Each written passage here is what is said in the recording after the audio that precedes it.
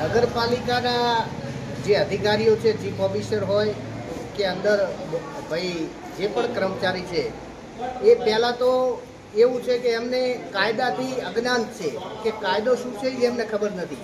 આવા લોકો નગરપાલિકાની અંદર બેસી ગયા છે, એનું પરિણામ આ છે. ખરેખર જો આ ગાય જે શોર્ટ થઈ અને ગાય જે કાલે કે પરમ દિવસે મને જાણવા મળ્યું છે કે મૃત્યુ પામી છે, એની અંદર એટલું ને એટલું ભાઈ જીએબી પણ જવાબદાર છે કે જીએબીના એન્જિનિયરો છે, જ્યારે વાયર સ્પાર્કિંગ થતો હોય ને એનો કરંટ ઉતરતો ચોમાસાની અંદર, તો ખરેખર જીએબી અને નગરપાલિકાના કર્મચારીઓ સામે સરકારે કાયદાકીય જોગવાઈ મુજબ ફોજદારી દાખલ કરવી જોઈએ અને આવા લોકોને ખરેખર કાયદાનું ભાન કરાવવો જોઈએ કે કાયદો શું છે.